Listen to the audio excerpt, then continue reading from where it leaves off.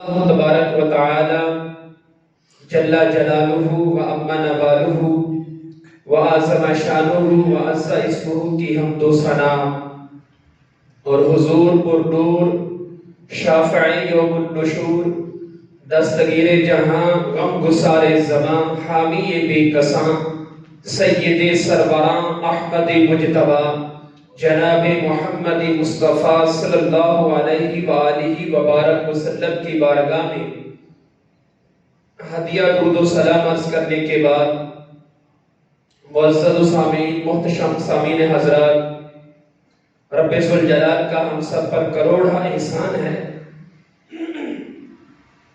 اور اس کا لاکھ لاکھ کرم ہے کہ رب کائنات نے ہم سب کو یہ توفیق بخشی ہے کہ آج ہم حضور سلطان العاشقین کی اس جامع مسجد میں نماز جمعہ کے لیے شریک ہیں۔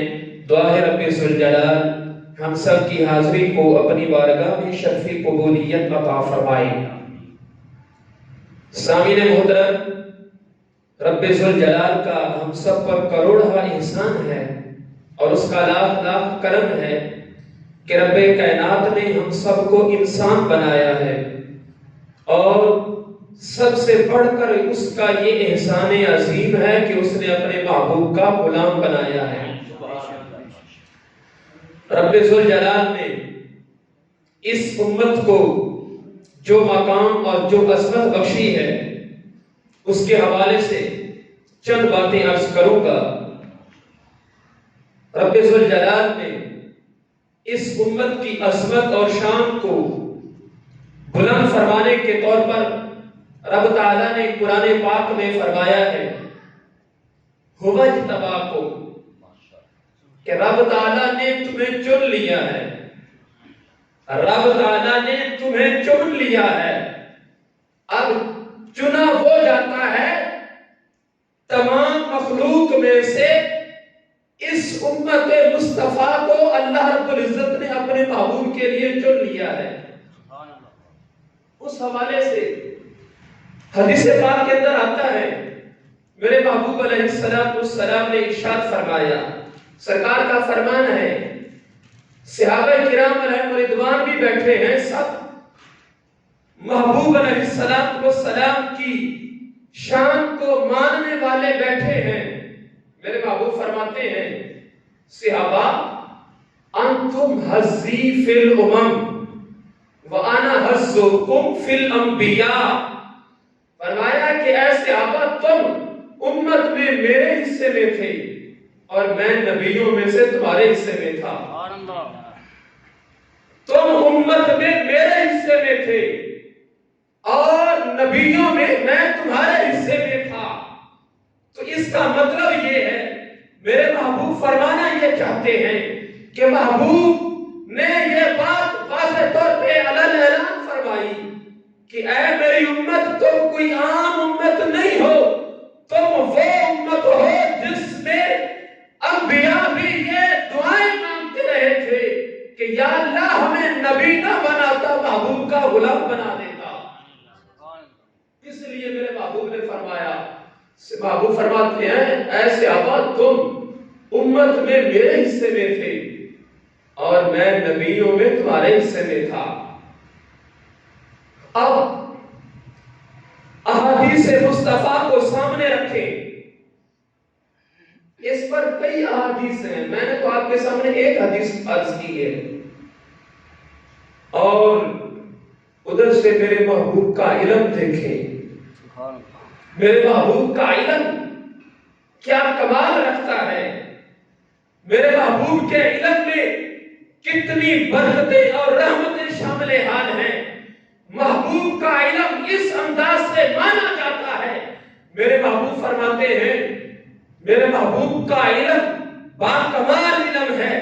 میرے محبوب کے علم کو یہ لوگ جو ترازو لے کر تول رہے ہیں، میں ان سے کہنا چاہتا ہوں میرے محبوب کا علم تو اتنا باکمال ہے، اتنا باکمال ہے، میرے محبوب کے علم میں اتنی برکتیں اور رحمتیں ہیں۔ میرے محبوب علیہ السلام کے علم کا کیا کمال ہے، حدیث پاک کے اندر آتا ہے، میرے محبوب فرماتے ہیں یحمل ھذا العلم من كل خلف عدوله ينفون عنه تحریف الغالی وانتحال المبتلین وتعویل الجاہلین. میرے محبوب کا علم یہ ہے. میرے محبوب فرماتے ہیں اے بعد میں آنے والوں، تمہیں بھی یہ بات واضح طور پہ میں تمہیں بتا کے جا رہا ہوں. تم نے یہ بات اپنے ذہنوں کے اندر، دل کے اندر بٹھا لینا ہے اس بات کو. میرے محبوب فرماتے ہیں یحمل ھذا العلم، ہر دور میں میرے اس علم کے چشمے رواں دوا رہیں گے. ہر دور میں میرے علم کے چشمے بہتے رہیں گے.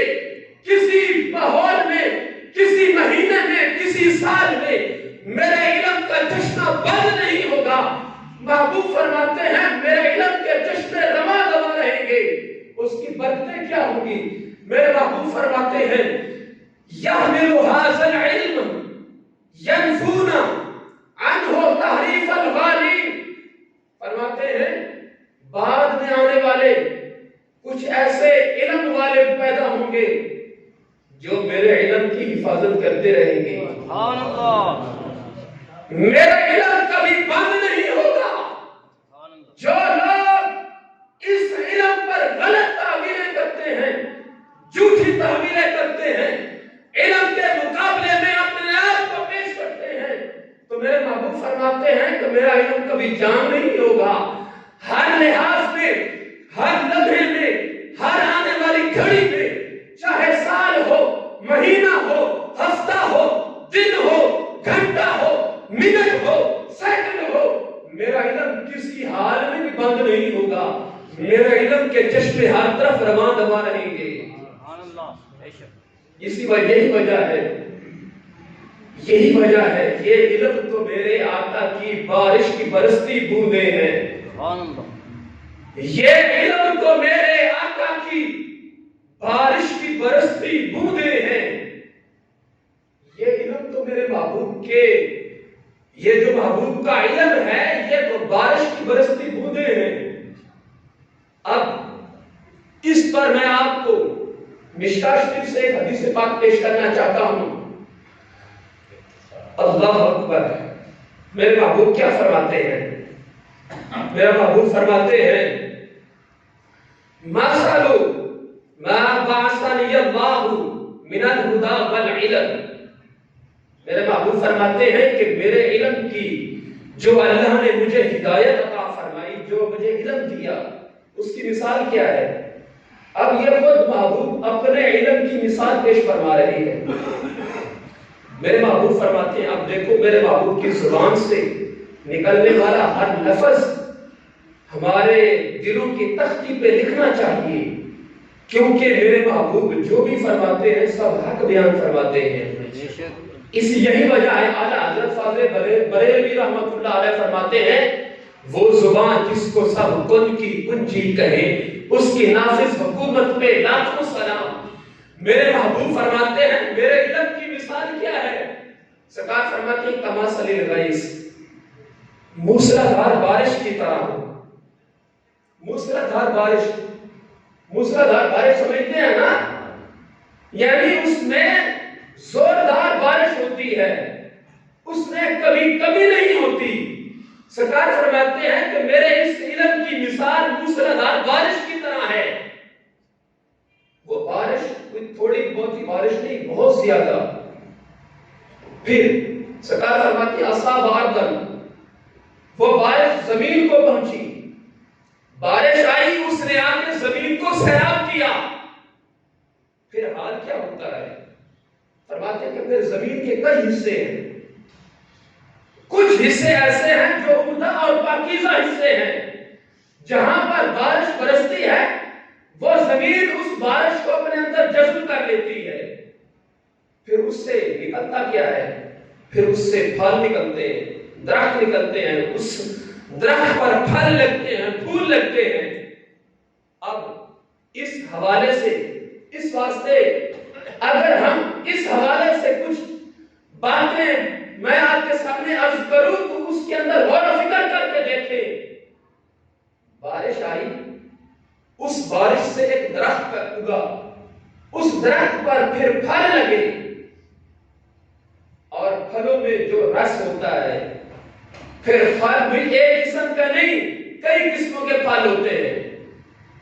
بارش ایک ہے، پانی ایک ہے، لیکن آگے پھل کئی قسم کے ہیں۔